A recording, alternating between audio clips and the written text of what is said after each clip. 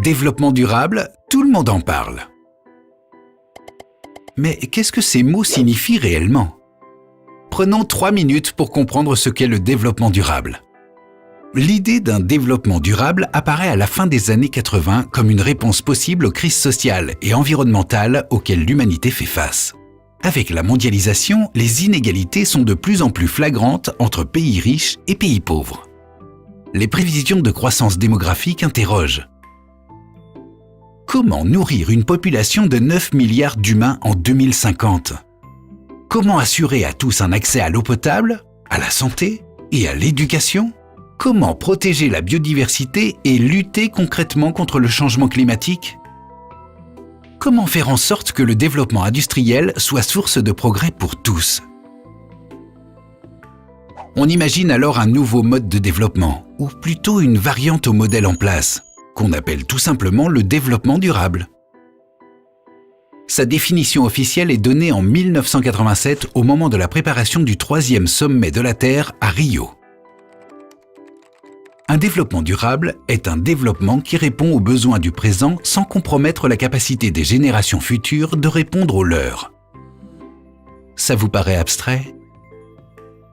Pour être plus clair, développement durable signifie que la croissance doit se faire dans le respect de la nature et des hommes. Alors, où la durabilité est-elle atteinte?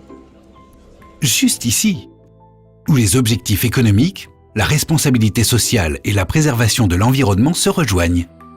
Vous vous demandez si une entreprise peut combiner respect de l'environnement, équité sociale et réussite commerciale? Eh bien, la réponse est oui.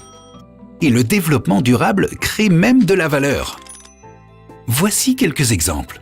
Améliorer l'outil industriel pour consommer moins d'énergie et d'eau, c'est bon pour l'environnement et pour le porte-monnaie. Recourir à l'éco-conception des produits et des emballages pour qu'ils n'utilisent que le juste nécessaire de matière, c'est économiser les matières et réduire le transport. Être à l'écoute des salariés, leur permettre de mieux vivre au travail et de développer leurs compétences, c'est renforcer leur engagement. Or, avec des salariés engagés, une entreprise enregistre des performances nettement supérieures. Penser les produits pour les rendre accessibles aux populations les plus démunies, c'est s'installer sur de nouveaux marchés. Ceux dont les populations vont croître fortement d'ici 2050. Vérifier les conditions de travail chez les fournisseurs et les sous-traitants, c'est minimiser les risques qui pourraient ternir l'image de l'entreprise. Vous l'avez compris, le développement durable impacte tous les domaines. De plus en plus d'entreprises comprennent qu'elles ont d'importantes responsabilités économiques, sociales et environnementales. Et elles l'assument. Parions que les entreprises qui saisissent cette occasion de créer de la valeur auront les succès les plus durables.